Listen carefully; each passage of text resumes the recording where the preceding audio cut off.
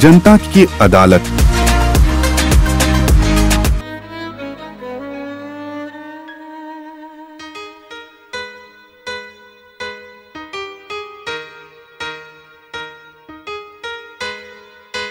तो उसको लेके जो हमारे समाज के स्टॉलवर्ड्स हैं उनको हमने आज एक नए कॉन्सेप्ट में, जिसका टाइटल है जनता की अदालत, उसमें उनको हमने बुलाया है एज अ गेस्ट, और वो आएंगे और उनसे हम सीधे तीखे सवाल पूछेंगे और समाज के में अंदर जो प्रॉब्लम्स है उनसे उनको रूबरू कराएंगे और उनसे उसके बारे में चर्चा करेंगे।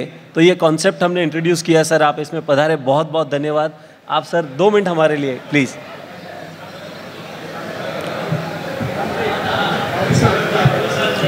तेरा पंथ जैन समाज द्वारा आयोजित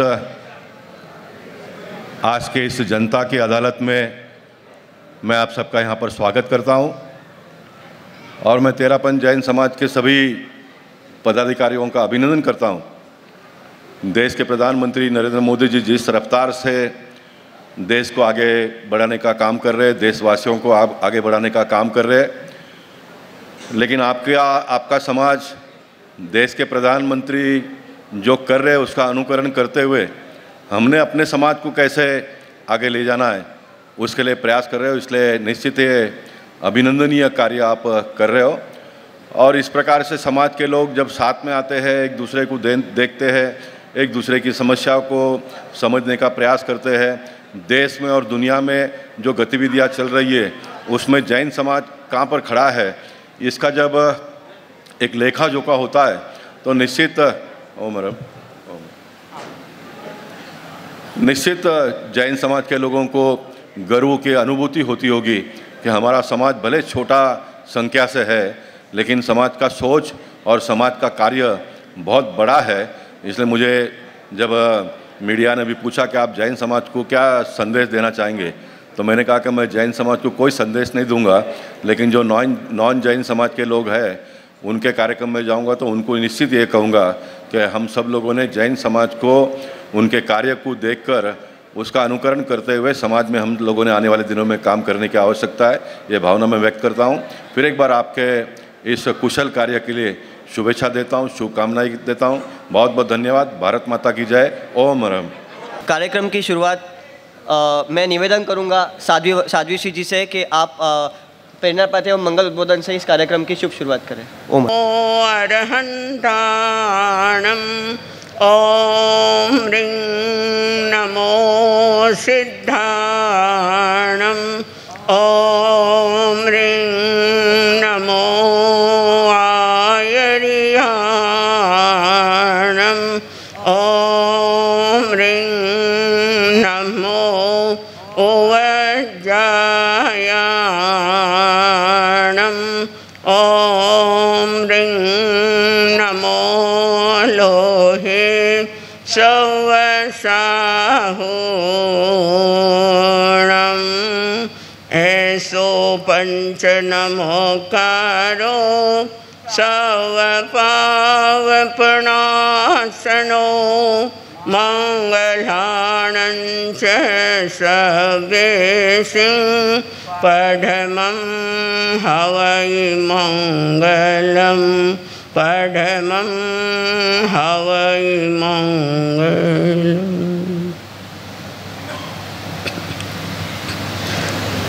अध्यात्म जगत के उज्जवल नक्षत्र परमाराध्य आचार्य प्रवर के पावन चरण कमलों में शत शत नमन। नीचे विराजित वंदनीय शासन श्री साध्वी श्री जी के चरणों में वंदन। हमारे मुंबई महानगर के विशेषकर तेरापंथ समाज के विशिष्ट गणमान्य प्रबुद्ध सुबुद्ध जनों, आज यहाँ एक कार्यक्रम में आप लोग उपस्थित हुए हैं और जो कि अपने टीपीएफ द्वारा आयोजित है। यह कार्यक्रम जनता की अदालत के नाम से मैं देख रही हूँ कि टीपीएफ में बहुत अच्छे प्रबुद्ध व्यक्ति है।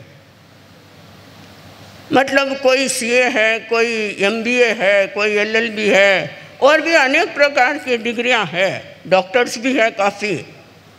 तो बहुत अच्छे प्रबुद्ध और सुलझे हुए विचारों के व्यक्ति हैं और ये खुद आगे बढ़ते हैं और दूसरों को भी आगे बढ़ने की प्रेरणा देते हैं। ये एक बहुत अच्छा क्रम है कि खुद भी आगे बढ़ें और दूसरों को भी आगे बढ़ाएं। आप लोगों ने एक लक्ष्य बनाया कि हमको आगे बढ़ना है और दूसरों को भी साथ में लेकर के चलना है और ये लक्ष्य जो है ये महत्वपूर्ण होता है। बिना लक्ष्य के आप चलते जाओगे तो कहीं भी नहीं पहुंच पाओगे। आपको यहाँ से अगर नंदनवन जाना है तो आपके दिमाग में पहले ये सेट होता है कि मुझे नंदनवन जाना है, तो आप वही दिशा पकड़ करके आप नंदनवन पहुंच जाओगे। और इसीलिए कहा जाता है कि बिना अंक की जोड़ व्यर्थ है, बिना अंक की जोड़ व्यर्थ है, बिना लक्ष्य की दौड़ व्यर्थ है। बिना लक्ष्य के दौड़ते जाओ तो कहीं भी नहीं पहुंच पाते हो।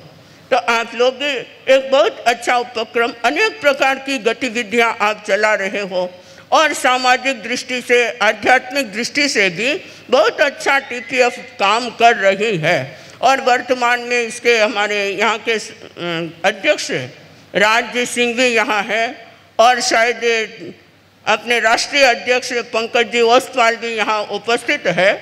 तो मैं कहना चाहूँगी कि देखिए, एक होती है शरीर की खुराक, दूसरी होती है आत्मा की खुराक और तीसरी होती है मस्तिष्क की खुराक। 3 चीज़ें हैं। और शरीर जो है उसकी खुराक क्या है? भोजन। भोजन शरीर की खुराक है और भजन आत्मा की खुराक है और ज्ञान मस्तिष्क की खुराक है। ये 3 चीज़ें बहुत महत्वपूर्ण है। तीनों ही खुराक चाहिए, भोजन बिना काम नहीं चलता है। भोजन के साथ साथ भजन भी जरूरी है और उसके साथ साथ आध्यात्मिक ज्ञान भी बढ़ाना बहुत जरूरी है। तो मैं आप सबसे कहना चाहूँगी, टीपीएफ वालों से विशेष रूप से, कि आप जब भी आपकी मीटिंग करते हो, कोई संगोष्ठी करते हो, तो उस समय आप एक ऐसा उपक्रम चलाएं कि गोष्ठी से पहले सर्वप्रथम 15 मिनट या आधा घंटा किसी भी साहित्य का सामूहिक वाचन करेंगे।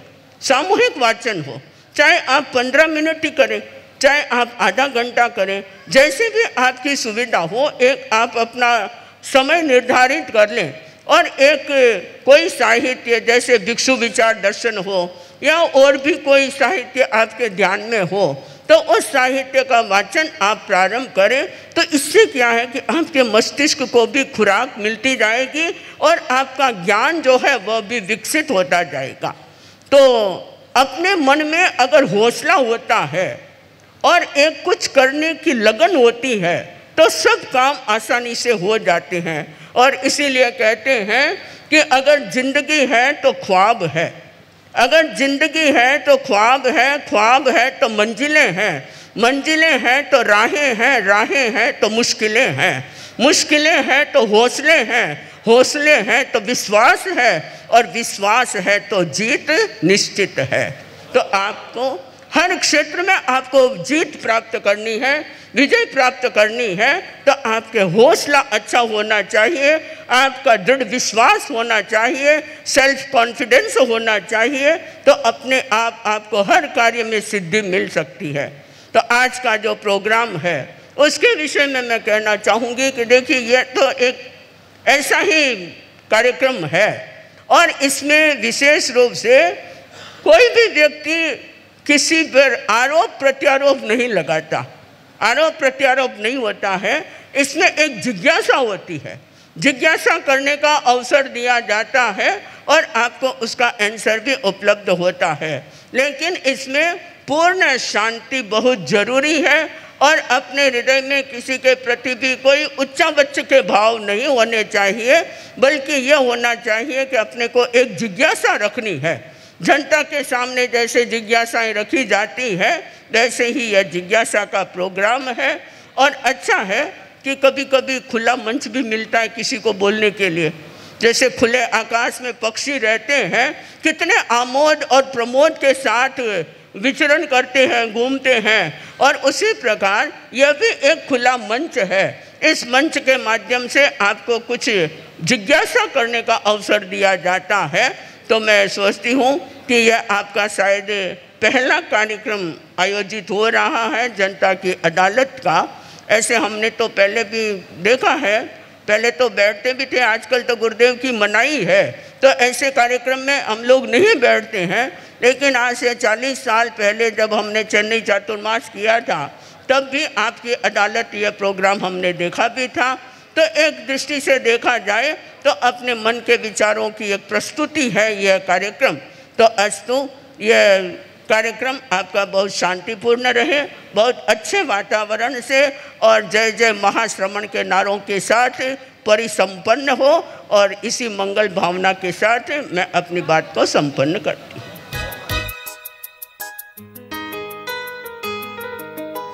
साध्वी प्रमुखा जी के चरणों में श्रद्धा से अभिवंदना। विराजित साध्वी श्री विद्यावती जी एवं साध्वी वृंद के प्रति कृतज्ञता भरी अभिवंदना। वंदना टीपीएफ के आध्यात्मिक पर्यवेक्षक डॉक्टर रजनीश कुमार जी के प्रति। कार्यक्रम की मैं शुरुआत करते हुए सबसे पहले तो हमारे टीपीएफ नेशनल अध्यक्ष पंकज जी ओस्तवाल, जो एक हमारी छोटी सी रिक्वेस्ट पे भिलवाड़ा से स्पेशली इस प्रोग्राम के लिए आए हैं, मैं उनका टीपीएफ मुंबई और समस्त तेरापंथ समाज की तरफ से आपका हार्दिक स्वागत करता हूँ। इसी क्रम में हमारे TPF national vice president Manish ji Kothari, जो एसटीएमएफ के मंत्री भी हैं, उनका भी स्वागत करता हूँ।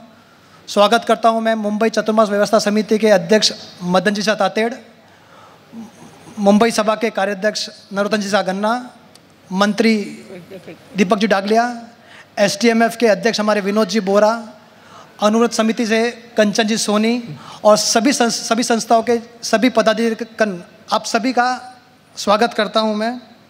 इसी क्रम में मैं अब एबीटीवाईपी के हमारे राष्ट्रीय सहमंत्री भूपेश जी कोठारी और उनकी टीम का भी हार्दिक स्वागत करता हूं, और सबसे ज़्यादा तहे दिल से स्वागत करता हूं हमारी जनता का, क्योंकि ये जनता की अदालत है। तो जितने भी हमारे जो आए हैं ऑडियंस, कि ये आपकी अदालत है, तो आपका भी स्वागत करता हूं। और कार्यक्रम को मैं अभी शुरू करते हुए सबसे पहले मैं एसटीएमएफ के अध्यक्ष विनोद जी बोरा से विनती करूँगा कि आप आए।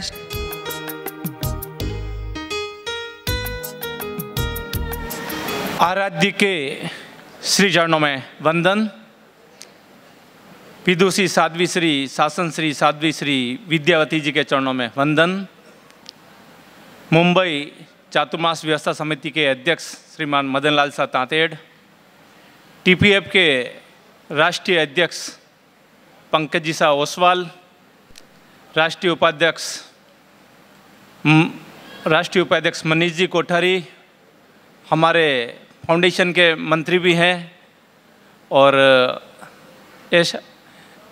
इनके तेरापंथ प्रोफेशनल फोरम के अध्यक्ष राजजी सिंघवी, और सभा संस्थाओं के सभी पदाधिकारी, आप सभी को सादर जय जिनेंद्र।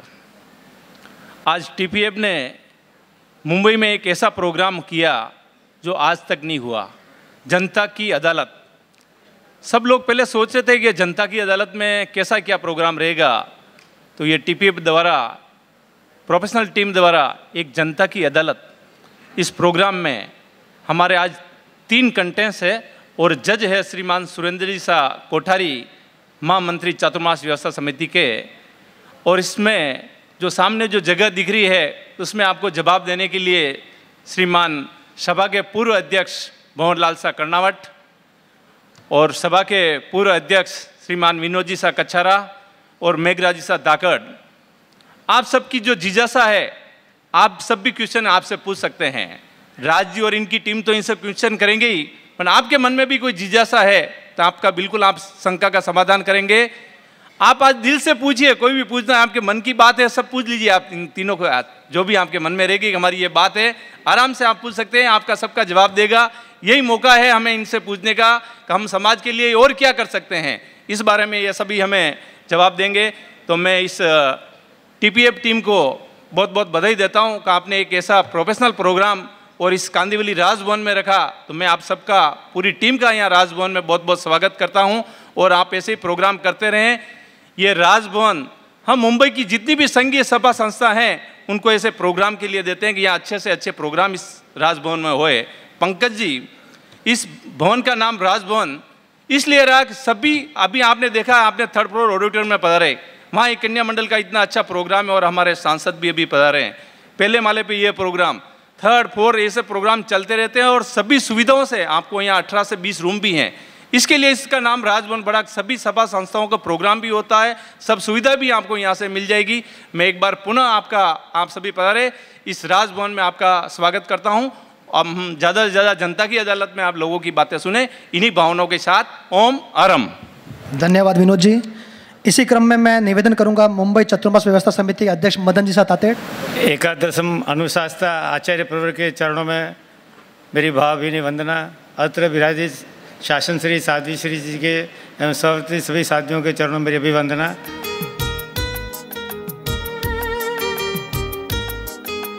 तेरापंथ प्रोफेशनल फॉर्म के अध्यक्ष भाई श्री ओस्तवाल जी है ना इनके घर, हाँ, राज्य संघवी, और आज के इस प्रोग्राम के जो जज बनाए गए भाई श्री सुरेंद्र जी, प्रवास व्यवस्था समिति के मंत्री को बनाया गया है, बहुत खुशी की बात है। और जो 3 व्यक्ति को जो चुना है समाज के गणमान्य व्यक्ति को, उनसे आज सवाल करने का मौका सबको दिया गया और इसी जनता की अदालत को देख के मुझे इतनी उपस्थित देख के बहुत प्रसन्नता हो रही है। और ऐसा जागरूक और प्रोग्राम जो तेरापंथ प्रोफेशनल सर्कल ने, भाई राज ने ऑर्गेनाइज़ किया, मैं उनको बधाई देता हूँ कि उन्होंने एक सोच समझ के इतने प्रोफेशनल को यहाँ इनवाइट किया और सबको पूरा मौका दिया कि वो अपनी मन की बात इनसे पूछे और उनके आंसर जाने। ये एक अच्छा प्रोग्राम प्रोफेशनल सर्कल ने किया है, मैं राज भाई को बधाई देता हूँ। मैं विशेष तौर से कहना चाहता हूँ कि अभी चातुर्मास बहुत नज़दीक आ गया है, हार्डली कुछ दिन बचे हैं। गुरुदेव सूरत की ओर प्रस्थान कर दी, गुरुदेव ने सूरत की ओर अपनी धवल सेना के साथ प्रस्थान कर दिया है और बहुत शीघ्र ही बम्बई की पावन धरा को पवित्र करने के लिए नंदनवन में पधारने वाले। 28 जून का प्रोग्राम उनका डिसाइड हो चुका है। उसके पहले भी 3-4 प्रोग्राम अपने गुरुदेव ने ऑलरेडी फरमा दिए हैं। 4 मई का दायित्व हस्तांतरण का प्रोग्राम सूरत में ऑलरेडी 4 मई का दायित्व हस्तांतरण का प्रोग्राम सूरत में आयोजित है। इसके अलावा नेस्को में 17 जून का प्रोग्राम नागरिक अभिनंदन का प्रोग्राम आयोजित है और 28 जून का प्रवेश का प्रोग्राम ऑलरेडी निश्चित हो गया है। ये सभी प्रोग्राम और महाराष्ट्र प्रवेश का प्रोग्राम 28 मई को गोलवाड़ में ऑलरेडी निश्चित हो चुका है। ये सभी प्रोग्राम अपने को ज़्यादा से ज़्यादा संख्या में उपस्थित होकर के गुरुदेव का अपने को अभिनंदन और स्वागत करना है।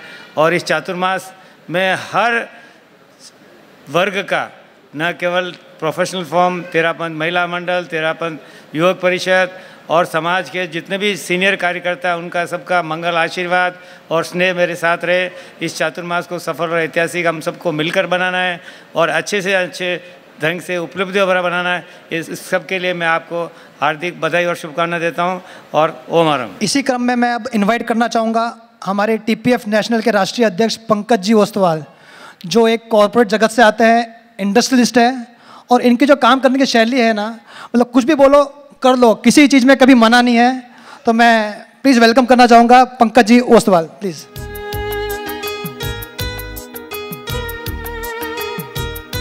परम पावन परम पूजनीय आचार्य श्री के श्री चरणों में वंदना। नहीं आ रही आवाज?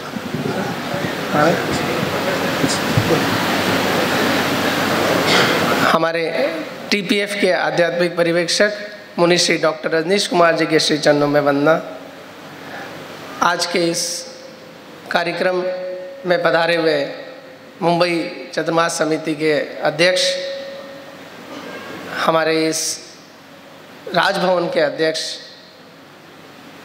हमारे जो आज की अदालत के ऑनरेबल जज साहब, तीनों कंटेस्टेंट्स, हमारे नेशनल ऑफिस बेयरर्स, अन्य सभा संस्थाओं के पदाधिकारीगण, मेरे TPF प्रोफेशनल्स के फ्रेंड्स, सभी को मेरा सादर जय जिनेंद्र।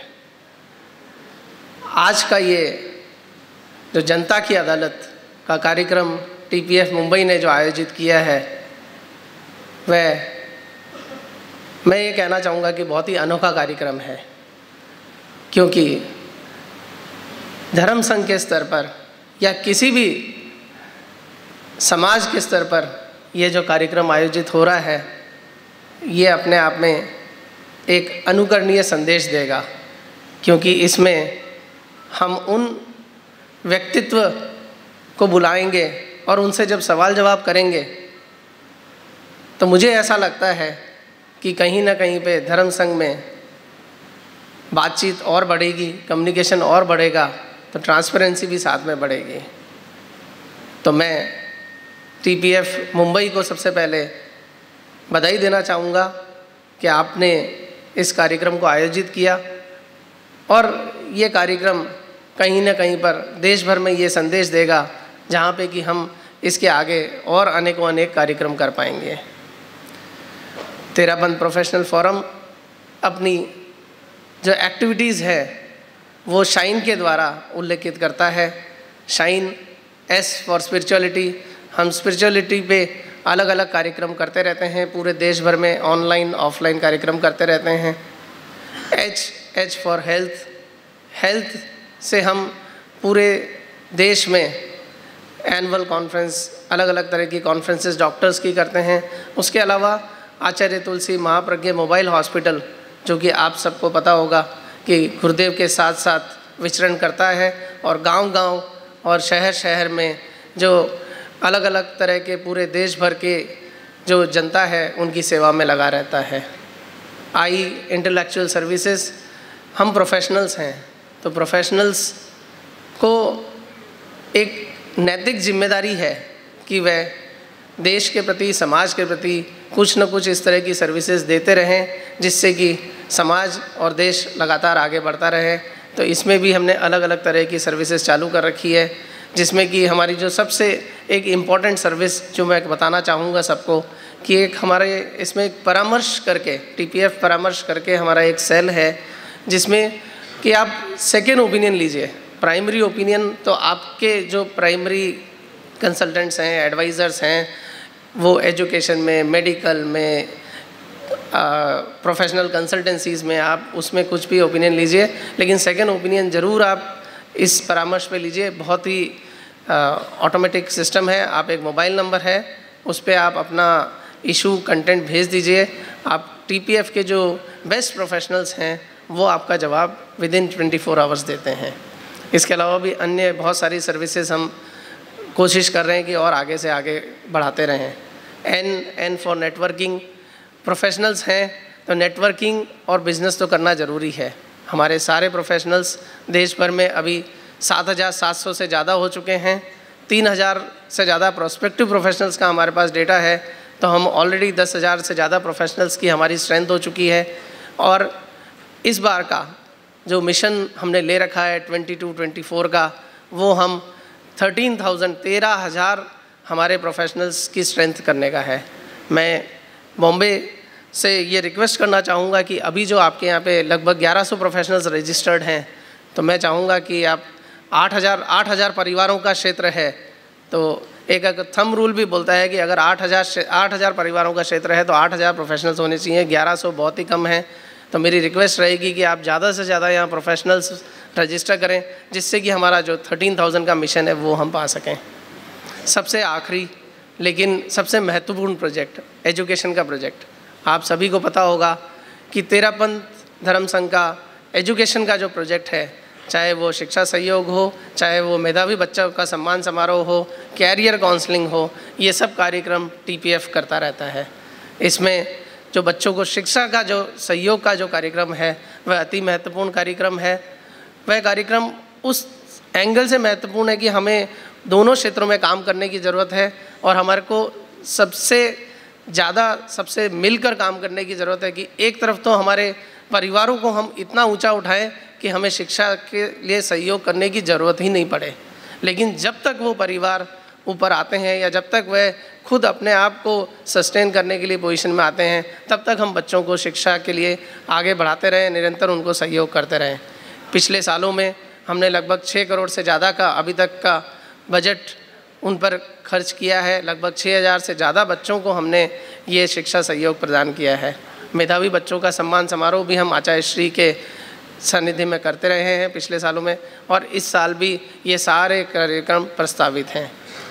मैं इस उपलक्ष्य में हमारे आने वाले कार्यक्रमों में भी बताना चाहूँगा कि अब हम एक महत्वपूर्ण कार्यक्रम, या महत्वपूर्ण मैं कहूँगा कि फंड डोनेशन ड्राइव लॉन्च करने जा रहे हैं। ऐसा संभवतः ऐसा लगता है, ऐसा बताया गया है कि जिनसे भी मैंने चर्चा करी है, तो ये जो मिशन है, ये जो प्रोग्राम है हमारा तेरापन धर्म संघ का सबसे बड़ा डोनेशन ड्राइव होने वाला है। हम इसको मिशन 1313 के नाम से जानेंगे। ये हम महावीर जयंती के दिन लॉन्च करेंगे। इसका उद्देश्य ये है कि हम 1313 परिवारों को देश भर से जोड़ें, जो कि मात्र 21,000 रुपये एक परिवार डोनेशन दे। 21,000 रुपये हमारा एक बच्चे के ऊपर लगभग एवरेज खर्चा आता है। तो मेरी आप सबसे रिक्वेस्ट रहेगी कि आप मुंबई में 8,000 परिवार हैं, तो मिशन 1313 मैं चाहूँगा कि मुंबई से ही हो जाए। वैसे ये पूरा कार्यक्रम देश भर के लिए है। हमारा एकमात्र उद्देश्य कि 1313 परिवार जुड़े, जिससे वो 1313 बच्चों को लाभान्वित हो सके। और 1313 परिवार जब जुड़ेंगे तो कहीं ना कहीं पर उन परिवारों की तेरापन प्रोफेशनल फोरम से भी कनेक्टिविटी आएगी, और तेरापन प्रोफेशनल फोरम को भी हम शोकेस कर पाएंगे। वापस अंत में मैं आपसे हाथ जोड़कर विनम्र निवेदन करूंगा कि 13,000 प्रोफेशनल्स, मिशन 1313, ये हमारा उद्देश्य है। आने वाले कुछ समय के लिए आप ज़्यादा से ज़्यादा इस कार्यक्रम में जुड़ें, ज़्यादा से ज़्यादा इस प्रोग्राम में जुड़ें। इसी में टीपीएफ और तेरापन धर्म संघ की सफलता होगी। अंत में आप लोगों ने मुझे बुलाया, मुझे सुना, सभी का बहुत बहुत धन्यवाद। ओम अहरम। जब हमने ये प्रोग्राम का जब क्रिएटिव लॉन्च किया था फर्स्ट, तो हमें बहुत सारे सवाल आए थे कि आखिरकार ये प्रोग्राम की ज़रूरत क्या है, प्रोग्राम क्या है। तो इसकी जानकारी देने के लिए मैं रिक्वेस्ट करूंगा हमारे नेशनल वीपी मनीष जी कोठारी।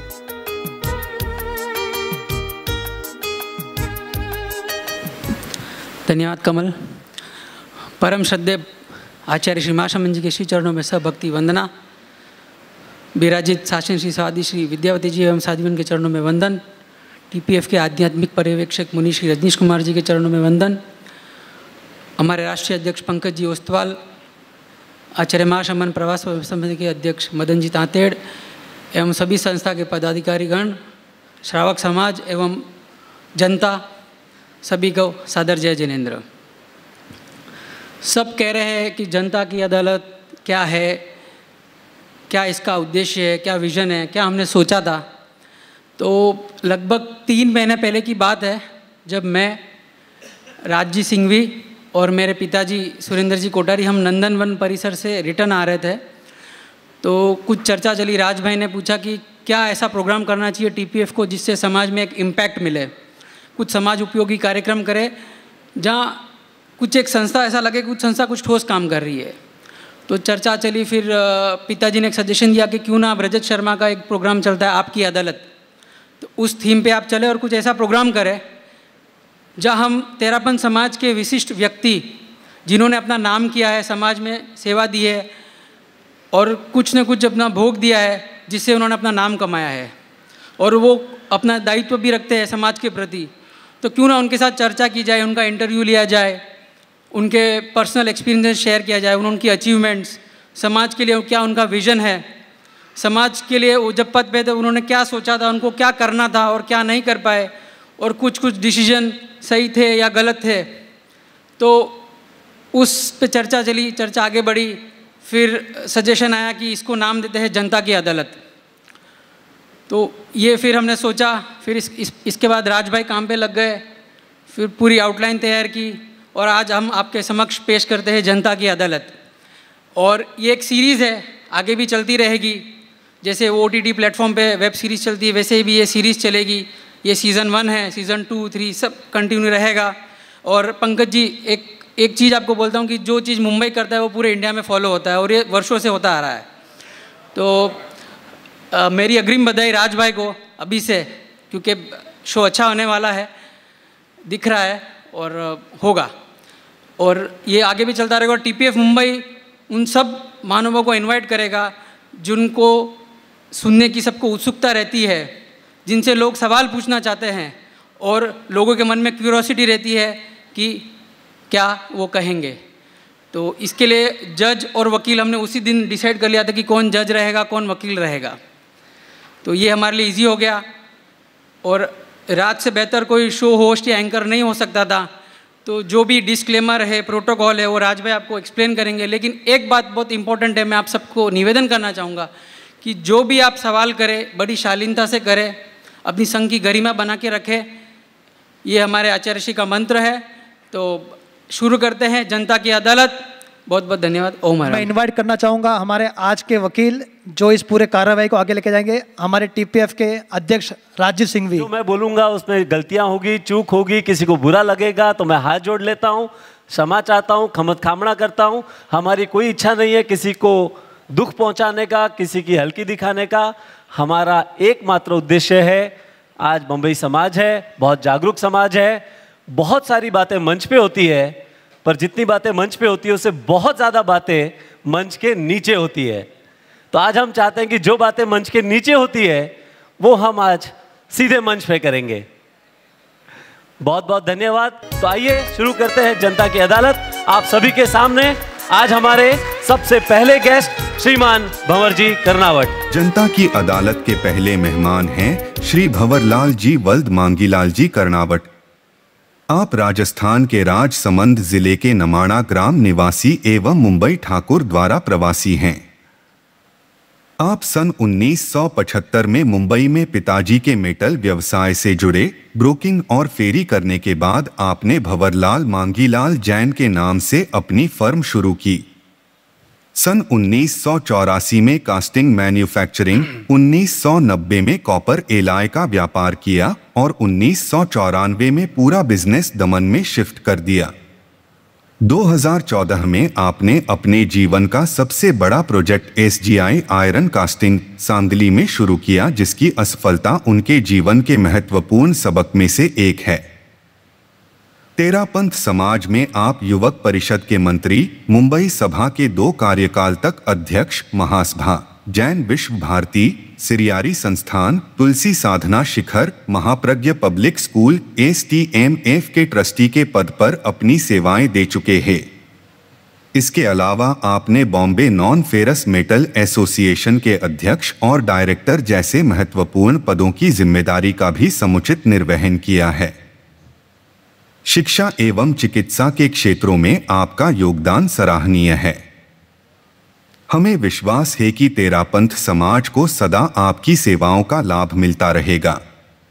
तो आइए अब आप और हम शुरुआत करें जनता की अदालत की कार्रवाई श्री भंवरलाल जी कर्नावट पर।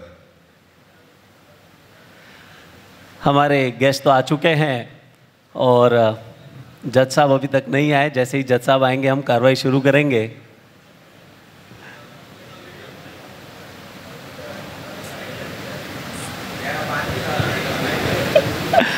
यूजुअली इंडियन कोर्ट्स में ऐसा ही होता है कि हम लोग सब कोर्ट में जाते हैं और सब बैठे रहते हैं। विटनेस आ जाता है, एविडेंस पार्टीज आ जाते हैं, बेचारे दोनों बैठे रहते हैं अपना अपना टिफिन लेके, और जो जज होता है वो थोड़ा आराम से आता है।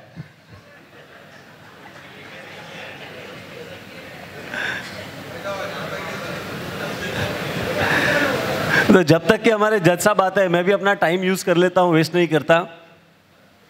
मैं थोड़ी देर चर्चा करूंगा हमारे गेस्ट के साथ, जज साहब की अनुमति होगी तो आगे। होशियार।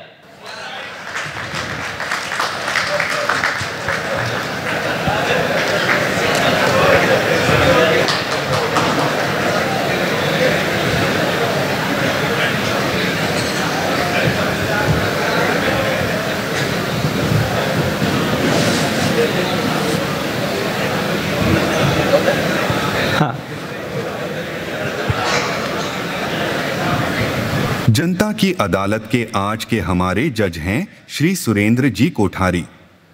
केलवा निवासी और मुंबई प्रवासी Shri Surendra ji Kothari super group of companies के चेयरमैन हैं। सन 1972 में साइंस में ग्रेजुएशन की पढ़ाई करने के बाद आपने मुंबई में प्लाईवुड और एल्यूमिनियम कंपोजिट पैनल मैन्युफैक्चरिंग व्यवसाय में महारत हासिल की। प्लाईवुड वेलफेयर एसोसिएशन, जीवन विज्ञान अकादमी, तुलसी महाप्रज्ञ फाउंडेशन, तेरापंथ युवक परिषद सांता क्रूज जैसे कई संगठनों में अध्यक्षीय दायित्व का निर्वहन किया। आपने जनकल्याण और सेवा के क्षेत्र में अनेक प्रकार से सहयोग दिया। आप केलवा गौरव, राजीव गांधी एकता सम्मान, स्पेशल एग्जीक्यूटिव अफसर महाराष्ट्र सरकार के अलावा कई धार्मिक और व्यापारिक संगठनों से सम्मानित हो चुके हैं। हमें विश्वास है कि तेरापंथ समाज को सदा आपकी सेवाओं का लाभ मिलता रहेगा और आज आपके जजमेंट का हम सभी हृदय से स्वागत कर सकेंगे। तो आज के हमारे पहले गेस्ट हैं श्रीमान भंवर जी कर्नावट, और मुझे बताया गया है कि वो अपनी पैरवी स्वयं करेंगे। तो जज साहब की यदि अनुमति हो तो आज की कार्रवाई शुरू की जाए। आज की कार्यवाही प्रारंभ की जाए। जय जिनेंद्र भंवर जी। जय जिनेंद्र। आपसे जनता का सबसे पहला सवाल है कि आप समाज में बहुत एक्टिव रहते हो, हमेशा आगे रहते हो, और लगभग पिछले 20-25 सालों से समाज में हम सब आपको देख रहे हैं, पर आपके परिवार से समाज में कोई जुड़ नहीं रहा, अगली नई पीढ़ी समाज से जुड़ नहीं रही। तो ये आप पे हमारा पहला आरोप है। आपका आरोप मेरे परिवार में कोई पद से नहीं जुड़ा है या समाज से नहीं जुड़ा? न पद से जुड़ा है, न किसी कार्यक्रम में हमको दिखते हैं। ऐसा है कि ये आरोप गलत है। अब ये है कि आप पहचानते नहीं हैं, वो कार्यक्रम में आते हैं, पर ऐसा है कि उनको जो बच्चे लोग हैं पीछे के, ये मेरी समस्या नहीं है, ये पूरे समाज की समस्या है। उनको अभी तक कर्म का मालूम नहीं है। उनको क्या लग रहा है कि ये जो सब देखा है, किया है, वो सब आराम है, महाराज के जाने से कोई फ़ायदा नहीं है, या महाराज के जाने से उनको कुछ फ़ायदा मिलने वाला नहीं है। इसके लिए ये उनका मतलब ये उनकी समझ की थोड़ी कमी है। इसके लिए उनको, मैं तो मेरा प्रयास पूरा करता हूँ कि भाई मेरे साथ आए, मेरे हर कार्यक्रम में जुड़े, पर उनको अभी तक समझ नहीं है। क्योंकि इसका एक कारण ये भी हो सकता है कि मैंने भी जब तक 38 का नहीं हुआ, जब तक मैं भी महाराज से जुड़ा नहीं था, तो कई टाइम उसका और भी कारण होते हैं। ये समस्या है कि आप देखिए, ज्ञानशाला तक तो बच्चा और माँ बाप ध्यान देते हैं, पर ज्ञानशाला के बाद जब एजुकेशन में उनको भेजते हैं तो उनको इतना ओवरलोडेड कर देते हैं, इतना ओवरलोडेड कर लेते हैं कि उसका एजुकेशन, हायर एजुकेशन, ये कोर्स, वो कोर्स, फिर विदेश में चला जाता है, और फिर एक टाइम अगर एक मैच्योरिटी आ जाती है, उसके बाद वो स्वयं सोचने लग जाता है कि भाई मेरे को कहाँ जाना है और कहाँ नहीं जाना। तो कंटेंट का भी एक फ़र्क पड़ता है कि जहाँ अगर उनको लगता है, अगर हम बोलते हैं कि चलो आज महाराज के चलो, तो बोले नहीं, वो व्याख्यान हमारे समझ में नहीं आता है। तो ऐसा ये कई इसकी मतलब ये एक जनरल समस्या है कि युवा पीढ़ी जो नहीं जन रही है, तो उसके लिए क्या है कि जब उनको कर्मों का ध्यान हो जाएगा, और जो कर्म, जो अपना जैन धर्म का जो मेन उद्देश्य है और जो मेन फिलोसफी है कि कर्मवाद, तो मेरे ख्याल से वो जुड़ेगा। तो मैं तो मेरा प्रयास करता हूँ, पर अब ये उनके समझ में है कि भाई वो जुड़े या नहीं जुड़े। और वैसे आपकी जानकारी के लिए बता दूँ कि मेरे भाई की मिसेज है, वो महिला मंडल की संयोजिका रह चुकी है। मेरी लड़की है, वो आज भिवंडी की, आज भी वो संयोजिका है, और वैसे जुड़े हुए हैं। भंवर जी, आप पे हमारा दूसरा आरोप है कि आप मुंबई सभा के 2 टर्म तक अध्यक्ष रहे, और आपने मुंबई सभा को और मुंबई समाज को एक प्रयोगशाला की तरह प्रयोग किया। आपने बहुत सारे नए नए एक्सपेरिमेंट किया आपके टेन्योर में। ऐसा है, इसको आप प्रयोगशाला आप कैसे बोल सकते हैं? आप जब न्यूटन ने, उसने भी कोई प्रयोग किया तो उसने सिद्धांत दिया। तो जब मैं अध्यक्ष बना तो मैंने कई नए कार्य किए, और नए कार्य के लिए मतलब उसको नया कार्य करना पड़ता है। आप जब चलते हैं तो एक कदम आप उठाएंगे तो दूसरा कदम उठा पाएंगे। तो मैंने जो अध्यक्षीय कार्यकाल में अक्षय कोष की शुरुआत की, या जो एक कार्यक्रम सबको जोड़ने का, मुझे लगा कि भाई नहीं, पूरे मुंबई को जोड़ना चाहिए, तो हमने भक्ति पार्क का कार्यक्रम किया। और लोगों के लिए आपको आश्चर्य होगा कि मैंने मेरे अध्यक्ष काल में एक थिएटर पूरा बुक किया चर्च गेट के पास में, और वो थिएटर का पूरा शो बुक किया, और उसके अंदर सभी को मतलब जो भी पदाधिकारी थे या जो दूसरे थे, उनको पूरा एक गजनी करके पिक्चर आई थी। तो उसका उद्देश्य ये नहीं था कि पिक्चर दिखाने का, पर समाज को जोड़ने का। मेरा एक ही उद्देश्य था कि भाई समाज को जोड़ें, नया नया एक्सपेरिमेंट करें। जब मैं अध्यक्ष बना तो लेटरेट नहीं थे सभा के उतने अच्छे, तो वो उसके बाद में हमने लेटर बनाया, उसका जो मिनट्स बनती थी, कोई भी मिनट्स होती थी तो जितनी भी कार्यकारिणी थी तो उनको मिनट्स भेजते थे। तो मैंने प्रयास किया कि भाई कि कुछ एक जैसे ऑफिस होता है या जो कंपनी होती है, तो जितना अपन कनेक्टिविटी करेंगे और उसमें कितना सफल हो पाया ये तो मतलब पब्लिक जानती है, पर मैंने इसको आप प्रयोग नहीं बोल सकते, ये तो मेरा काम था और मैंने इसको मतलब अच्छी तरह से निभाने का प्रयास किया। इसका कितना समाज के ऊपर इम्पैक्ट हुआ, कितना सभा को फायदा हुआ, ये तो आप सब पब्लिक जानती है। आप तो ये भी दावा करते हैं कि टीपीएफ बाद में शुरू हुआ, पहले मैंने कोशिश की। नहीं, ये बात बिल्कुल आपकी सही है। अणिमा श्री जी यहाँ विराज रहे थे, मैं अध्यक्ष बना और मेरे कार्यकाल के अंदर ये जो आप तेरापंथ प्रोफेशनल फोरम का जो आज रूप देख रहे हैं, उसका प्रथम कार्यक्रम उपासना हॉल घाटगोपर वेस्ट के अंदर, ये घाटगोपर ईस्ट के अंदर शुरू हुआ। और अणिमा श्री जी ने खार के अंदर जब विराज रहे थे तो उन्होंने बोला कि भंवर जी आप ऐसा एक कार्यक्रम करें कि जितने भी मुंबई के प्रोफेशनल्स हैं और जितने भी पढ़े लिखे लोग हैं उनका एक अपन सम्मेलन करते हैं, और उससे ये फिर इसका तेरापंथ प्रोफेशनल फोरम वो टाइम में नाम नहीं दिया, पर ये कार्यक्रम सबसे पहले वहाँ उपासना थिएटर में किया, जो बाद में वो जल भी गया था। और उसके बाद में सलील जी ने जाके केंद्र में ये बात रखी और केंद्र में ये उसके बाद में ये तेरापंथ प्रोफेशनल हुआ। अब मैं आप मुंबई सभा के अध्यक्ष रहे 2 साल, और कहीं ना कहीं समाज को, जनता को ऐसा लगता है कि आप समाज में गुटबाजी करते हो, आप समय में समाज में अलग अलग गुटों को प्रश्रय देते हो, और ये समाज का मानना है, और ये तालियां इस बात की गवाह है। ऐसा है कि आप गुटबाजी किसको बोलते हैं? गुटबाजी ये मेरे हिसाब से तो विचारों का मतभेद है।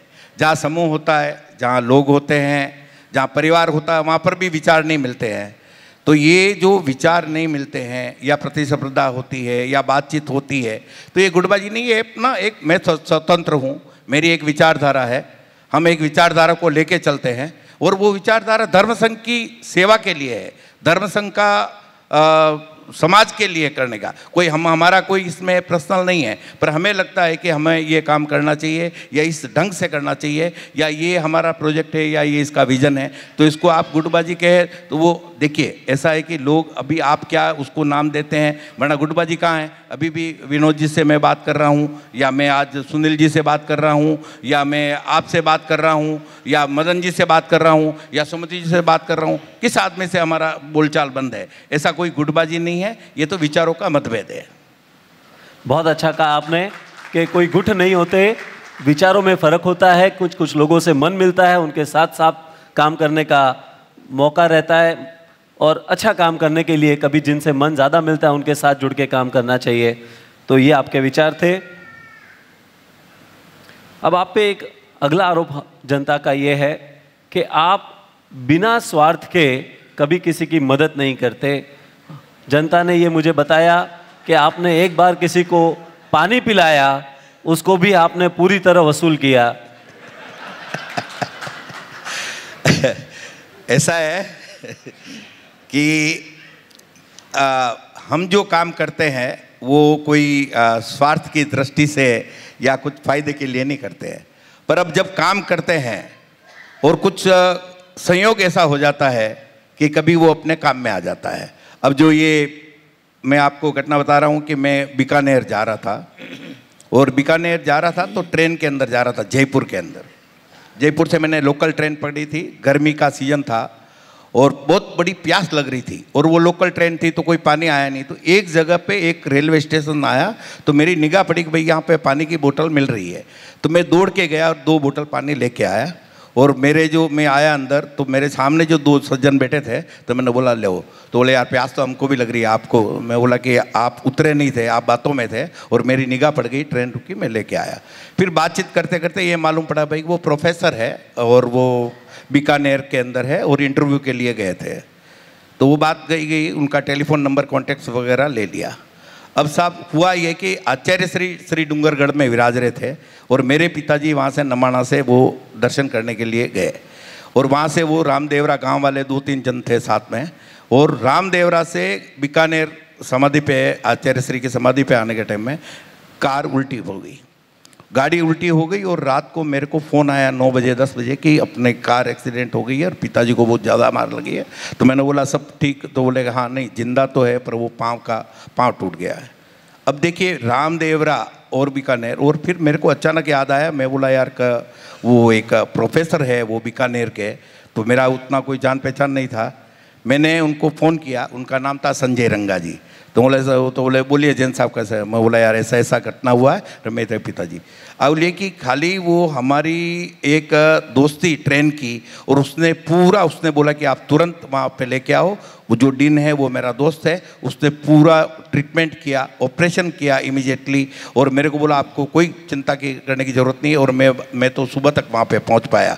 तो अब इसको आप अगर मैं बोला कि भाई पानी दिया और उसके स्वार्थ के लिए दिया, तो वो तो ये आपका प्रोफेशन है, मेरा नहीं है। तो ऐसे कई काम ऐसे करते हैं, और अचानक ऐसी कई घटनाएं हैं जहाँ पे अपन बोलते हैं कि भाई कि ये काम किया, और वो फिर बाद में कभी न कभी वो अपने पास रिटर्न आ जाता है। पर ये बात सही है, अगर आप अच्छा करेंगे तो वो कहीं न कहीं रिटर्न होके आएगा। तो आप ये समाज को कहना चाहते हैं कि भाई समाज में जब आगे रहते हो तो आपको समाज में लोगों से संपर्क करने का मतलब आपका सोच, ये स्वार्थ वाली बात तो ये आप अपने मन से और आप कुछ भी आरोप लगा सकते हो, पर हर आदमी को अगर उसकी एबिलिटी है, अगर उसका नॉलेज है, अगर वो कुछ कर सकता है या जानकारी है, तो उसको 100% उसको काम करना चाहिए। अगर किसी का भी फ़ोन आया तो मतलब उसको तुरंत करना चाहिए। अभी ये आप जो खड़े, एक दूसरा जो ये है, अब देखिए एक घटना और मेरे को याद आ गई कि मैं जब अध्यक्ष था तब अपने दीक्षा का एक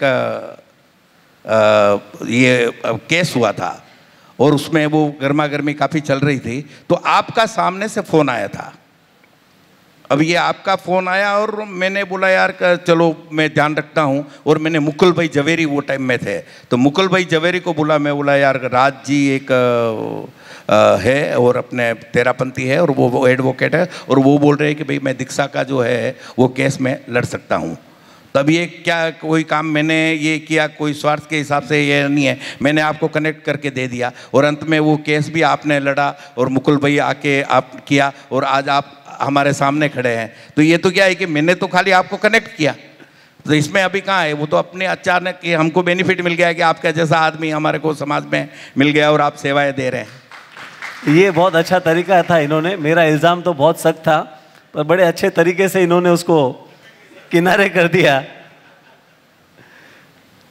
अब जनता का आपके ऊपर ये एक आरोप है कि आप पद पे रहते हो, समाज का काम करते हो, लेकिन ये सारा काम जो आप है खुद के स्वार्थ के लिए करते हो। जैसे कि नंदनवन में जनता को ये लगता है कि आपने पार्टनरशिप कर ली है, आपने ज़मीन कम दामों में, औने पौने दामों में खरीद ली है, और वहाँ पे जो कोठड़ियाँ बनेगी बाद में आप उसको रिसोर्ट बनाने वाले हो। ये सारी बातें ऐसा है राज जी कि ये जो आरोप है एकदम मिथ्या है। कोई मुझे नहीं लगता है, मेरा तो आप छोड़ दीजिए, पर तेरापंथ धर्म संघ के अंदर किसी भी संस्था का, वो तेरापंथ महिला मंडल हो, कि युग परिषद हो, कि टीपीएफ हो, कि ये तय का कांदीवली भवन हो या जीटी हो, कोई अपना आदमी व्यक्ति स्वार्थ नहीं करता है। अब रहा आपने बोला कि भाई नंदनवन का रिसोर्ट खरीद लिया है या ज़मीन वहाँ पे लोगों ने ले ली या ये ऐसा है, ये तो लोग हैं। ये जब कांदीवली तेरापंथ भवन बना था तो उस समय लोग कहते थे कि भाई कि ख्याली लाल जी तांतेड़ के पैसे बाकी है इस बिल्डर में, और इसलिए वो ज़मीन यहाँ कांदीवली में तेरापंथ भवन में ले ली। जबकि असली बात तो ये थी कि ख्याली लाल जी तो उस आदमी को जानते ही नहीं थे, मगन भाई को तो सुरेंद्र जी कोठारी और अपने गणपत जी कोठारी सांता क्रूज के, उनके पहचान में थे कि मदन भाई, और उन्होंने वो सब लोगों का मतलब बोलना है। ऐसे ही अभी बोल रहे हैं कि नहीं भागीदारी कर ली या भरनी में पैसा इतना लगा दिया, जबकि आपको मालूम है वहाँ पे भरनी फ्री ऑफ चार्ज हुई। ये तो अच्छा था अपने पास टाइम नहीं था, नहीं तो उल्टा और पैसा वसूल कर सकता था। जो हमारे पास जो राकेश जी जो काम कर रहे हैं, तो ये अगर मदन जी तांतेड़ चाहते हैं तो लोगों को और बोल सकते थे कि भाई जो तुम जो ये मिट्टी डाल रहे हो उसका पैसा दो, पर टाइम नहीं था। अगर मैं बोलता हूँ अगर आपके पास खड्डा है और नेक्स्ट टाइम आप बता देना आपका जो खड्डा है वो फ्री में भर देंगे। तो ये जो सब आरोप है ये बिल्कुल गलत है, कोई भागीदारी नहीं है। यहाँ पे यही साक्षी है भवन, यहाँ पे टेंडर हुआ था ऑफिशियली, टाइम्स ऑफ इंडिया में टेंडर हुआ था, 30 टेंडर आए थे। सुबह 9 बजे 8 बजे से हम लोग बैठे थे, रात को 11 बज गया था। एक आदमी का टेंडर हुआ, फिर उसको सिविल का ठेका दिया, फिर दूसरा टेंडर हुआ कोटडियो का, जिनका प्राइस आया और जो 600 रुपया रेट आया, किसी का 550 रुपया रेट आया और वो 450 रुपये में दिया है। और एक चीज़ ट्रांसपेरेंसी है। अब देखिए एक बात है साहब का, जहाँ कोई कर्मचारी रखते हैं अपन और जो आउटसाइडर जो तेरापंथी है, वो आपकी भी दुकान हो या आपकी भी फैक्ट्री हो, तो उसमें वो आदमी ने अगर कोई छोटा मोटा कर लिया तो वो बात अलग है। वरना तेरापंथ श्रावक और तेरापंथ समाज और ये कोई नंदनवन या किसी तरह का कोई भ्रष्टाचार नहीं है या किसी तरह का किसी का व्यक्तिगत, मैं पूरा डिनाई करता हूँ, ये आरोप एकदम गलत है। मतलब आपका ये कहना है कि कोई ज़मीन आप लोगों ने आपस में मिलके कुछ लोगों ने खरीदी? अरे साहब वो ज़मीन जो मालिक है नरेंद्र मेहता, वो तो हमारा ये होने के बाद में अभी 4 एकड़ उसने और खरीदी है। वो ज़मीन हमारे हाथ में कहाँ आने देगा? वो तो अगर होगा और आजू बाजू में तो पहले वो लेगा। और जो दूसरी ज़मीनें जो आसपास में हैं वो तो कई आदिवासियों की ज़मीन है, तो कोई ज़मीन किसी ने लिया नहीं है, न तो वहाँ पे कोई ज़मीन है एक्स्ट्रा और न किसी ने 1000 फीट भी, न तो कोई मदन लाल जी ने लिया है, न कोई बीसी जी ने लिया है, न कोई सुरेंद्र जी ने लिया, किसी ने वहाँ पे ज़मीन नहीं लिया है। बिल्कुल गलत बात है। और आपका कोई पार्टनरशिप करके वहाँ पे बाद में रिसोर्ट चलाने का भी कोई डॉक्यूमेंट नहीं बना? ऐसा है कि न तो किसी को अनुभव है रिसोर्ट का और न कोई मतलब ये इरादा है, और मेरी जानकारी के हिसाब से तो मतलब मेरी जानकारी में तो ऐसा कुछ भी नहीं है। फिर तो कोई मतलब आउट ऑफ मेरी जानकारी कोई हो तो बात अलग है। बहुत बहुत धन्यवाद। आप पे हमारा अगला आरोप है कि आप जहाँ पे भी जाते हैं हमेशा ये कहते हैं कि मैं गुरुदेव का ब्लू आई बॉय हूँ, गुरुदेव तुलसी का मुझ पे बड़ा आशीर्वाद था, उसके बाद महाप्रज्ञ जी हम सदैव मेरे पे बड़ी कृपा रखते थे। ऐसा है कि हमने तेरापंथ धर्म संघ में सेवा दी, सेवा कर रहे हैं और साधु संतों की भी सेवा की। तो हमें तो ये लगता है आचार्य श्री के पास जब भी जाते हैं और आचार्य श्री देखते हैं और दृष्टि घुमाते हैं तो हमको लगता है कि हमारे पे आचार्य श्री की कृपा है।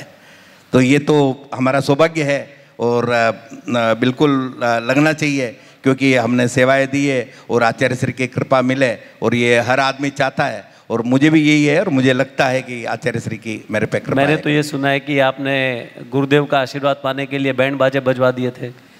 नहीं नहीं, ऐसा नहीं है। वो जब आचार्य श्री जब 2002 में मुंबई पधार रहे थे और मैं दमन मेरी फैक्ट्री थी, तो वो टाइम तक मतलब मैं उतना वो खाली युग परिषद का अध्यक्ष रहा था, तो मेरा कोई उतना आचार्य श्री से विशेष आना जाना भी नहीं था। तो फिर मैंने सोचा, मैं बोला यार कि कुछ न कुछ अपन काम ऐसा करें कि आचार्य श्री को है। तो मैंने वहाँ से 300-400 वर्कर जो हमारे और धाकड़ जी की फैक्ट्री पे और दूसरे थे, उनको एक जैसा टी शर्ट बना के वो मोरई फाटक के उधर खड़ा कर दिया। और वहाँ पे मैंने ग्राम पंचायत, वो बोले भाई कि बैंड बाजा नहीं बज सकता है, तो वो टाइम में ग्राम पंचायत वाले को तैयार करके हमने वहाँ पे वो एक म्यूज़िक वगैरह और जो बैंड बाजा है वो रख लिया और 300 वर्करों को ला के नशा मुक्ति का किया। तो फिर आचार्य श्री ने देखा भाई ये जंगल में एकदम इतना बड़ा कार्यक्रम और कैसे हो गया। तो ज़रूर वो एक बात है कि वो एक घटना ऐसी हो गई थी, तो उससे वो आचार्य श्री का मेरा मतलब वो आचार्य श्री की दृष्टि समझे आप मेरे पर पड़ गई कि ये फर्स्ट टाइम था कि 2002 में उन्होंने पूछा कि भाई ये युवक कौन है करके, तो ये उनकी कृपा थी। ये बात सही है। और उसका आशीर्वाद मिला कि अगले 2 टर्म आप पहले मंत्री नहीं, ये भी बात सही है कि 2003 में जो व्यक्ति जुड़ा समाज में, जब आचार्य श्री आए, न जान इतना कोई अनुभव था, न कोई दूसरे पदों पे काम किया, और 3 साल बाद ही अगर तेरापंथ समाज का अध्यक्ष बन गया कोई व्यक्ति, तो ये आचार्य श्री की कृपा थी, उनकी कृपा थी और समाज का प्यार था, इसके लिए मैं अध्यक्ष बन गया। एक अननोन व्यक्ति, जब मेरा अध्यक्ष का नाम आया, जब वो बोला भाई कि ये भंवरलाल कर्नावट अभी नेक्स्ट अध्यक्ष बनने वाले हैं, तो ख्याली लाल जी साहब तांतेड़ के यहाँ एक मीटिंग हो गई और मेरे को भी बुलाया, बोले कि भाई ये आपका नाम क्यों चल रहा है। तो मैं बोला भाई मैं क्या करूँ, इसका चल रहा है तो मैंने तो नहीं बोला है। तो बोले कि नहीं, पृथ्वीराज जी साहब कचारा को 2nd टाइम रिपीट करना है, तो मैंने बोला कि इनका फ़ोन आया था, मैंने कहा, पर मैंने इनको कहा भाई मैं एक सक्षम हूँ, मेरे में एडमिन पावर है, मैं सेवा करना चाहता हूँ, अगर समाज सेवा का मौका देगा तो मैं करूँगा। पर मैंने कहा कि इनको ये भी बोला था कि आप एक कार्यक्रम कर लो, पर इतनी मैंने दबंगता से उनको 15-16 नाथन लाल जी भी थे, विजय सिंह जी वैद भी थे, सब बड़े बड़े अनूप जी थे, सबको बोला। मैं बोला नहीं, मेरे में ताकत है, मैं करूँगा, आप सेवा, आप मेरे को मौका दो। तो चिमनजीत सिंह भी थे, तो मैंने अपना पक्ष रखा और वो दबंगता थी। और ख्याली लाल जी तांते ने कहा कि फिर आपको जब अध्यक्ष का उनका हो गया पृथ्वीराज जी कछारा का, तो फिर उन्होंने कहा कि आपको मंत्री बनना पड़ेगा। मैं बोला मंत्री का तो मेरा सोगन है। तो उन्होंने बोला चलो आपको महामंत्री बना देते हैं। तो वैसा महामंत्री फिर वो एक फर्स्ट टाइम जब मैं अध्यक्ष बना तो मेरे को महामंत्री वो लगाया हुआ था। अब जनता का आप पे आरोप ये है कि आप हमेशा आगे रहते हो, माइक पे बोलने का बड़ा शौक भी है, अच्छा बोलते भी हो, लेकिन आपने बहुत एक्सपेरिमेंट्स भी किए भी, जैसा कि आपने कहा कि आपने बहुत नए नए आयाम शुरू किए।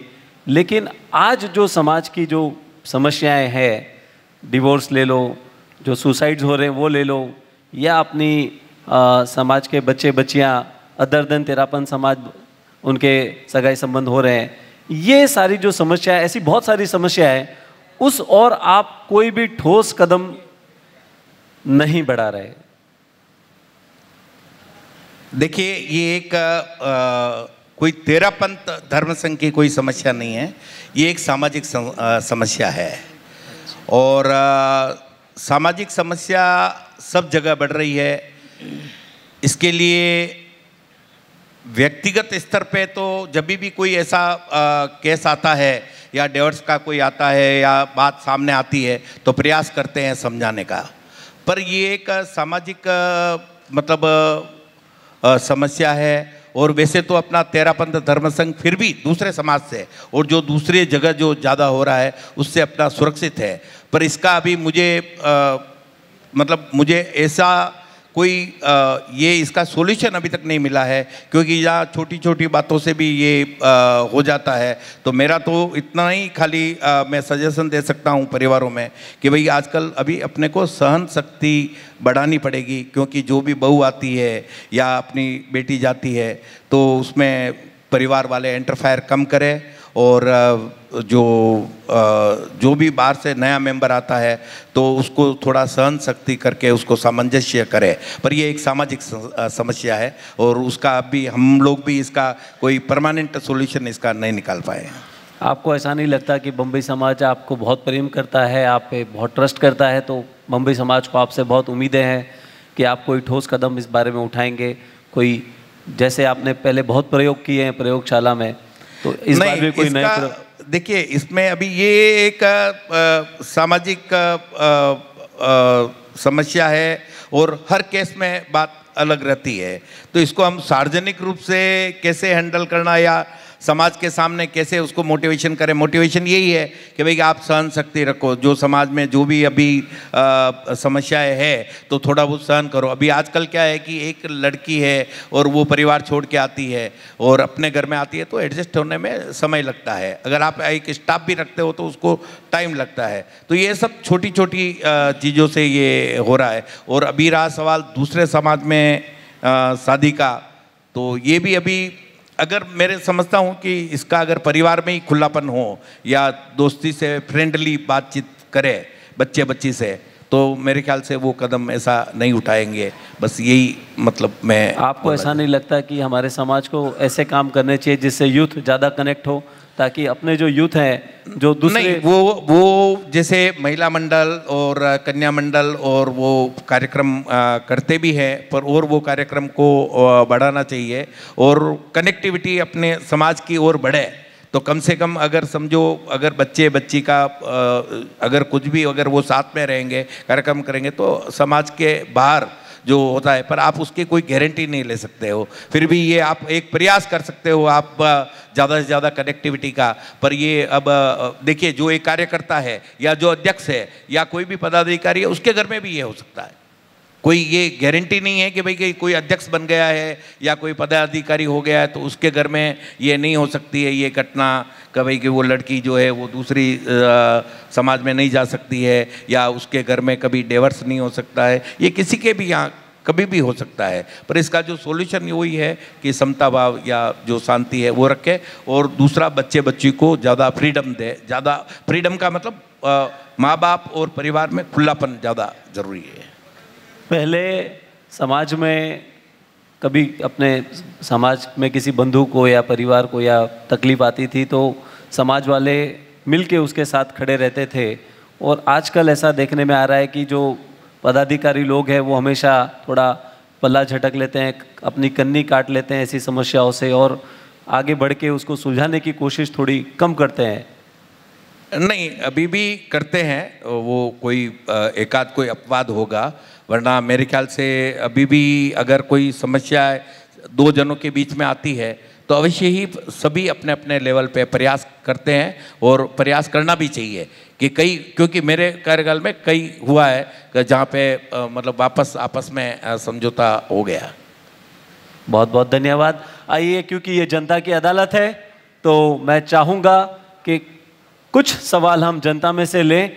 बिल्कुल मैं आपसे सवाल लूँगा, लेकिन सवाल लेने से पहले मैं एक छोटा सा कॉपरेशन आप सभी से चाहूँगा कि आप बड़ी शालीनता से अपना सवाल रखें, लेकिन ये कोई वाद विवाद नहीं है। आपने देखा होगा मैंने अपने सवाल रखे, हमारे गेस्ट ने अपने जवाब दिए, पर मैंने उनके साथ कोई आर्ग्यूमेंट नहीं रखा।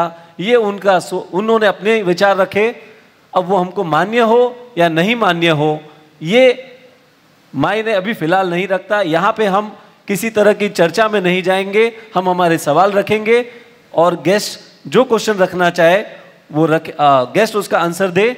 और एक बात, गेस्ट अगर चाहे कोई ऐसा सवाल हो वो आंसर नहीं देना चाहते तो नो कमेंट्स भी कह सकते हैं, उस पर भी हम कोई आगे चर्चा नहीं करेंगे।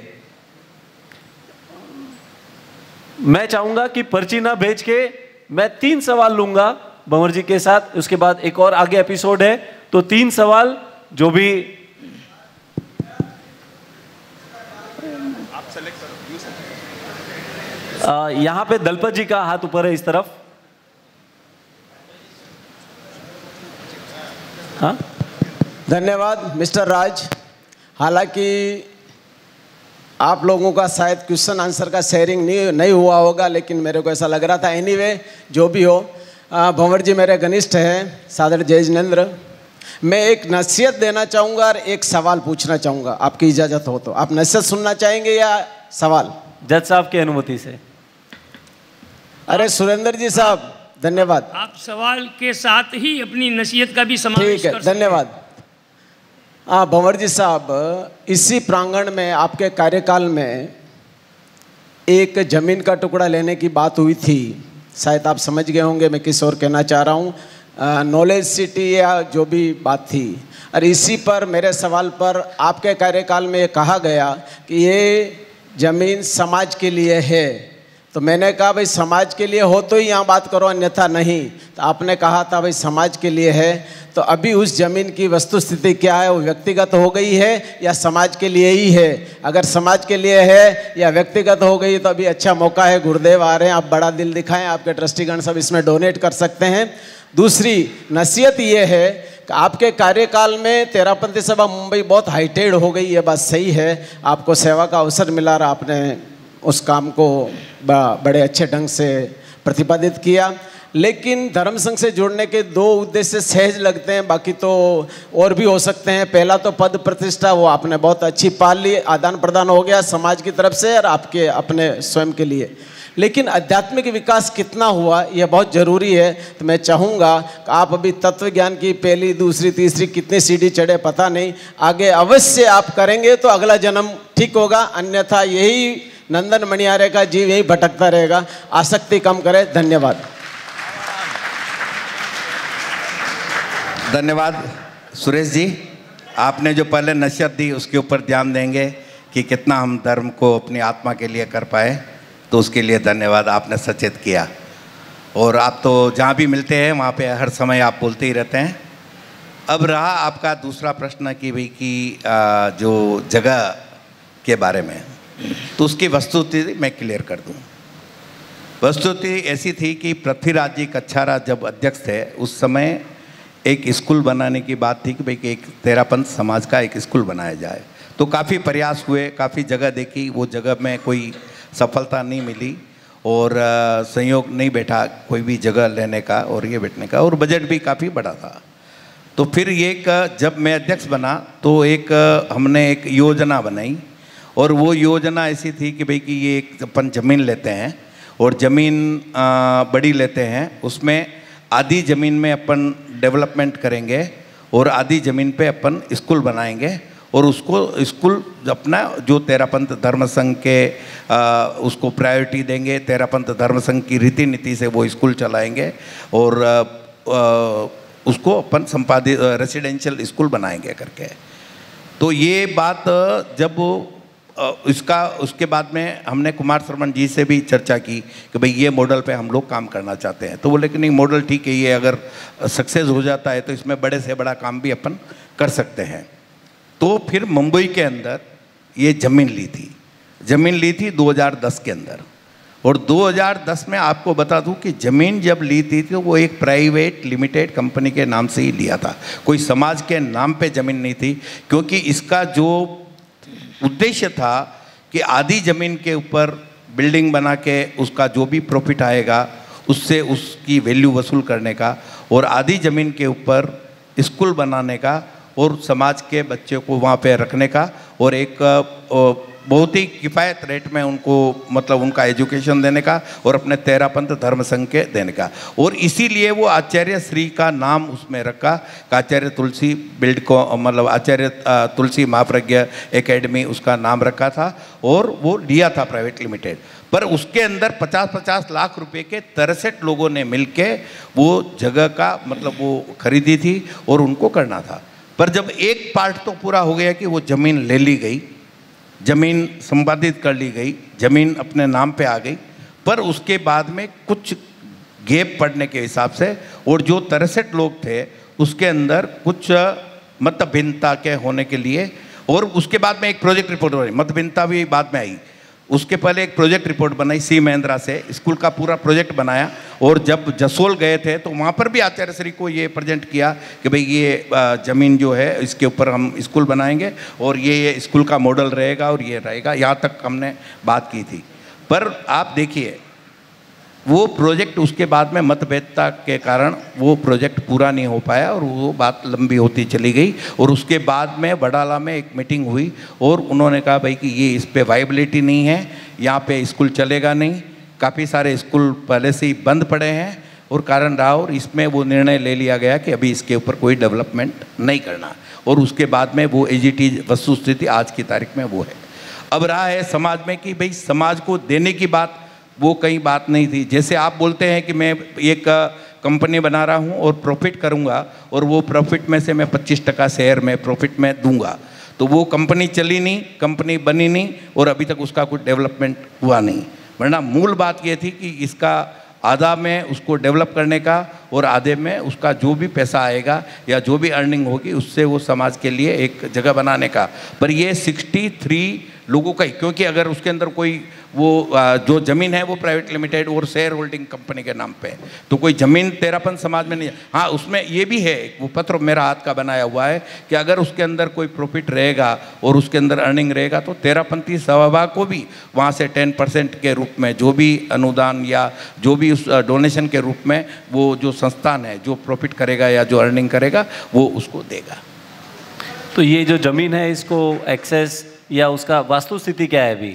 नहीं, देखिए उसके बाद जब मतलब एक बात आप बताइए कि अगर मैंने कोई भी जैसे अपना देसी भाषा में बोलते हैं बोल माँ की, या भाई हाँ ये काम करूँगा मेरा ये हो गया तो मैं ये चढ़ा दूंगा, ये बात पक्की है, निश्चित है, ज़मीन है। और ज़मीन आज की वही है। आप देखिए ना, अगर कोई समाज का उसमें होता है तो प्राइवेट लिमिटेड कंपनी में क्यों लेता है, और 2010 में लिया। इसका सी महिंद्रा आज भी है, भोला उसका आर्किटेक्ट है, ये जो सबसे नंबर 1 उसका आर्किटेक्ट है भोला है। तो अब एक तो ये है कि वो टाइम में जब मतभेदता हुआ तो जो रास्ता नहीं था, पहले बात ये थी कि 1.25 करोड़ रुपया दे के रोड खरीदने का, और जब ये प्रोजेक्ट ही ड्रॉप हो गया तो उसका रोड भी नहीं खरीदा, और आज की तारीख में वहाँ जाने के लिए रोड नहीं है, पर जगह आज वैसी की वैसी है, मतलब जो है। और अभी भी अगर कुछ मान लो ठीक है मतभेद है, इसका क्या होगा क्या नहीं होगा, ये तो आज एज इट इज पड़ी हुई है, जगह सुरक्षित है। उसका जो भी प्राइवेट लिमिटेड कंपनी का रिटर्न्स भरा जा रहा है वो क्लियर है, टाइटल एकदम क्लियर है, वहाँ पे वॉचमैन रखा हुआ है जो उसकी सुरक्षा करता है। ये एक सिंगल पीस प्लॉट है? नहीं, दो अलग अलग प्लॉट है, क्योंकि जब लिए थे तो यही था, उसमें 1 किलोमीटर की गैप है, एक प्लॉट अलग है 20 एकड़ का और 20 एकड़ का दूसरा प्लॉट है, पर दोनों एक ही कंपनी के नाम पे है। बहुत बहुत धन्यवाद। जनता से अगला सवाल धनपत जी के पास आ जाओ। जज साहब इजाज़त है? इजाज़त है। आप बहुत बड़े अवसरवादी हो, जैसा कि अभी आपने कहा कि मेरे मंत्री बनने का सोगन है लेकिन महामंत्री बन गए। शब्दों का थोड़ा सा हेर फेर, क्या ये नैतिकता है? अब देखिए ये इसके बारे में नैतिकता अनैतिकता तो मुझे मालूम नहीं है, पर ये बात पक्की थी कि मैंने ये कहा कि भाई कि मेरे को मंत्री नहीं बनना है, और ख्याली लाल जी ने जब नीचे आके घर में के नीचे बोले यार नहीं आप तो बोल्ड और आपको बनना है और आपको जुड़ना पड़ेगा, तो उन्होंने बोला और मैंने ये कहा था कि भाई कि मेरे को नहीं बनना है मंत्री, और उन्होंने सहज रूप से कहा कि अच्छा चलो मंत्री नहीं तो आपका सोगन है मंत्री के, तो आपके महामंत्री बन जाओ आप। बहुत बहुत धन्यवाद। सुनील जी। बनते परम आदरणीय भंवरलाल साकरनावट, मुंबई सभा को नहीं आवाज़ नहीं आ रही आपकी। हाँ, मेरा सवाल ये है आपसे कि करजत की जगह के लिए आपने समाज का बैनर का उपयोग किया, समाज के 63 लोगों से आपने कलेक्शंस लिया, समाज के 63 लोगों को आपने समाज के विकास हेतु एक बैनर तले लेके आए, आपने उसका प्रेजेंटेशन दिया, गुरुदेव के सामने दिया, हम स्वयं साक्षी है उधर जसोल में, और उसके बाद में आपने जो भी अभी आंसर दिए, मुंबई के समाज, तेरापंथ समाज की जनता इस विषय को लेकर गंभीर है, और वो आपके प्रश्न से पुनः एक बार आपसे क्लेरिफिकेशन चाहती है कि आपने समाज के लोगों का ही उसमें उपयोग किया है, 63 लोगों का उनका उपयोग किया है, तो ये आरोप है कि इसको मतभेद में डालकर और अब जिस तरीके से आपने उसको उत्तर दिए हैं इसको साइडवेज कर रहे हैं, और मुझे पूरी अपेक्षा है आपसे कि आप गोलमाल और नो कमेंट्स वाला जवाब नहीं देंगे। मुंबई की जनता इसी प्रश्न के लिए आपसे अपेक्षा रख रही है, सकारात्मक सॉल्यूशन के लिए आपसे अपेक्षा कर रही है। मैं विशिष्ट गणमान्य से ये अपील करूंगा कि आप अपना प्रत्युत्तर बहुत ही सटीक और कम शब्दों में दीजिए ताकि आगे की कार्यवाही यथावत जारी रह सके। ऐसा है कि मैंने बोला है, मैंने ये नहीं कहा कि वो तेरापंथी नहीं है, जो 63 लोग हैं वो तेरापंथ है, और तेरापंथी लोगों से ही पैसा लिया है और आज भी वो के वही है, और उसकी बात रहा उसका सिचुएशन का और उसकी वस्तुस्थिति का, वो तो मैंने पहले ही बता दिया है। वही बात है जो भाई कि आज की तारीख में वो एज इट इज जगह पड़ी हुई है और विचारों की मतभेदता के हिसाब से वो एज इट इज पड़ी हुई है। बहुत बहुत धन्यवाद। राज भाई, एक लास्ट फाइनल क्वेश्चन मेरा रह गया है। आप पर आरोप लगता है मुंबई की जनता का कि आपने जिस वक्त इस कांदिवली फाउंडेशन का निर्माण हुआ, ये आपने सिर्फ पैसे वाले वर्चस्व वाले लोगों को ही मौका दिया, आम जनता को इससे वंचित रखा, जबकि किसी भी ट्रस्ट का निर्माण होता है तो सबसे पहले जनता को जोड़ा जाता है, फिर जनता में से ट्रस्ट मंडल का गठन किया जाता है। ये मुंबई चैरिटेबल ट्रस्ट 1951 के अनुसार नीतिगत निर्णय लिया गया है। तो आपने मुंबई की जनता के साथ में अन्याय किया, ऐसा मुंबई की जनता का मानना है, आरोप है आप पर। देखिए, आप मुंबई की जनता की बात कर रहे हैं या तेरापंथ समाज? Okay, sorry. तो तेरापंथ समाज का तो ऐसा है कि जब ये कांदिवली तेरापंथ भवन बना था तो उस समय कई मीटिंगें की, जगह जगह जाके मीटिंग की कि भाई कि इसके ट्रस्टी बनिए, इसके ट्रस्टी बनिए। कोई मतलब छुप के इसके ट्रस्टी नहीं बनाए गए। पूरा मुंबई में सुमेर मलजी स्वामी विराज रहे थे और इतना मुश्किल था इसका पैसा जुटाना, और बड़ी कठिनता से उनकी कृपा से उन्होंने जितना मोटिवेशन किया, आउट ऑफ द वे जाके भी उन्होंने मोटिवेशन किया, और ये सबके सामने है। बड़ी कठिनता से ये तेरापंथ भवन हुआ, क्योंकि जितना ख्यालीलाल जी, पृथ्वीराज जी कच्छारा और जगदीश जी उमरिया, ये 3 व्यक्तियों ने जितना श्रम किया है उतना कम है, क्योंकि एक एक डोर टू डोर गए हैं। सब एक एक आदमी को ट्रस्टी बनाने के लिए 10-10 टाइम उसके घर पे गए। तो आप ये नहीं बोल सकते कि लोगों के साथ ऐसा चुपचाप बना दिया, मतलब मैं नहीं समझता हूँ, ये एकदम क्लियरिटी के साथ बना था। बहुत बहुत धन्यवाद। और ऐसा लग रहा था जैसे कि वाकई में भंवर जी को किसी वकील की ज़रूरत नहीं थी, उन्होंने अपनी पैरवी बहुत अच्छी की। तो आइए अब मैं अनुरोध करूंगा हमारे जज साहब से कि वो आज का फैसला सुनाए। विशिष्ट गणमान्य जिनको जनता की अदालत के कटघरे में प्रस्तुत किया गया और जिस शालीनता से राज सिंघवी ने अपने सवाल प्रस्तुत किए, अभियुक्त द्वारा जो अपने प्रत्युत्तर दिए गए उसमें उनकी कुछ कार्यशैली थी अध्यक्ष दायित्व के अनुकूल, उसमें उन्होंने संगठन का कार्य बहुत अच्छा किया, कार्यकर्ताओं से कनेक्टिविटी और मिलनसारिता बनाए रखी। गुटबाजी के मामले में उन्होंने मतभेद की बात कही कि हमारा मतभेद नहीं है, और जब ये बात आई कि हम बच्चियों को संघ से क्यों नहीं जोड़ पाते हैं, तो उनका ये मानना था कि हम पेरेंट्स लोग असहाय हैं कि हम हमारे बच्चों को संघ तक नहीं जोड़ पाते हैं। तो इस असहाय को भी मैं चाहूँगा कि आप लोग इस असहायपन को भी दूर करने का प्रयास करें। और सामाजिक समस्याओं के संदर्भ में जब समाधान की बात राज सिंघवी ने रखी तो यह प्रत्युत्तर मिला कि सामाजिक समस्याओं का समाधान, हमें ऐसा लगा कि विशिष्ट गणमान्य व्यक्तियों की मौनवाद की संस्कृति जो पनपी है वो नहीं होनी चाहिए। अगर यही संस्कृति रही तो वो समाज के लिए घातक होगी। और समाज के प्लेटफॉर्म से जो कर्जत की ज़मीन ली गई उसके बारे में भी आपने अपना सटीक जवाब दिया, परंतु जो जवाब सदन को चाहिए था कि वो ज़मीन समाज की है या उन 63 लोगों की है, यह जवाब सदन को नहीं मिल पाया। और बाकी सभी मैं आपकी इस अदालत से आपको बाइज्जत बरी करता हूं कि आपने सभी सवालों का सटीकता से जवाब दिया, शालीनता से जवाब दिया। ओम हरम।